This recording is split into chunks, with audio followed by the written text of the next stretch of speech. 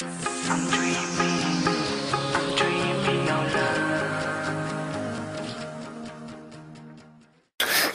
մեր այգին մաքրելը, մենք գնացինք Նասենի այգի, որտեղ տեսանք, թե ինչպես են մաքրել ու կանաչապատել նոր կանաչապատմամբ փակ բաժնետիրական ընկերության աշխատակիցները։ Ընդհանրապես ամբողջ աշխարհի բուսականությունը, կենդանականությունը բաժանվում է ֆլորա եւ ֆաունա։ Ֆլորան կոչվում է բուսական աշխարհ, ֆաունան կոչվում է կենդանական աշխարհ։ Այսպես բույսերը ինչ են ելնում։ Բաժանվում են խմբերի։ Ծառեր,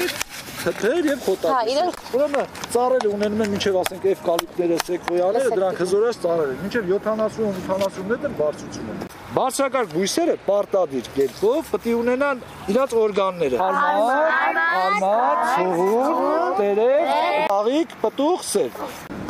Թթերը ունենում են մինչեւ 3-4 մետր բարձրություն։ Խոտաբույսերը մինչեւ 1 մետր բարձրություն։ Բույսերի աճելու համար ինչ է պետք ասեմ։ Սա մարդը հաց ուտում է, չէ՞։ Ջուր է պետք։ Ջուր է պետք, էլ ինչ է պետք։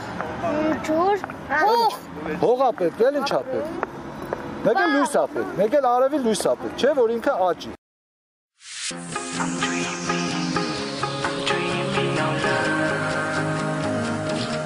Պատվաստն էի ասում, սենց ռուսերեն տարի պես կտրում եք, լավ սորտից բերում են, դնում են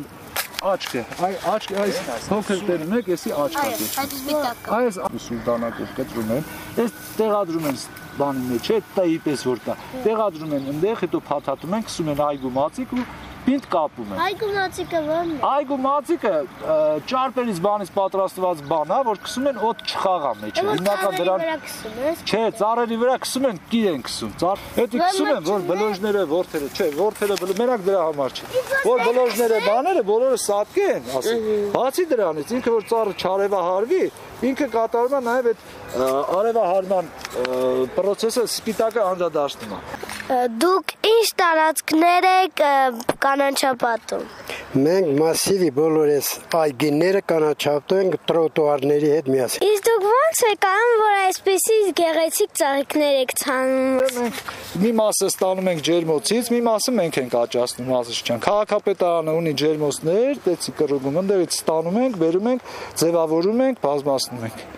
Եղավ, տնկում ենք եւ խնամում ենք։ Հիմնականում ավելի շատ կատարում ենք խնամքը, պարարտացում։ Իսկ դուք ինչպես եք անում, որ խոտը այդքան խիտ ու մուգ կանաչ են լինում։ Էլի պարարտացում ենք տալի, կախված իրաց քանակից, յուրաքանչյուր պարարտացման տալու իր ժամանակը ունի։ Ազոտական պարարտանյութերը պիտի տաս մինչև ասենք հունիսի 30-ը։ Կալիումական, ֆոսֆորական պարարտանյութերը մինչև մի քիչ ավելի ուշ։ Յուրաքանչյուր բուսատեսակ ունի իր պարարտացման ժամկետները եւ խնդիրները։ Նախականությամբ եք ջրում։ 2 օրը մեկ ջրում ենք։ Դուք քանի աշխատակից ունեք։ Մենք ամառվա մեր մոտ սեզոնային աշխատանք է։ Ամառը աշխատում են մոտավորապես 30-32 հոգի, իսկ ձմեռը քիչ ասում են 10-ից 11-12 հոգի։ Շատ շնորհակալություն։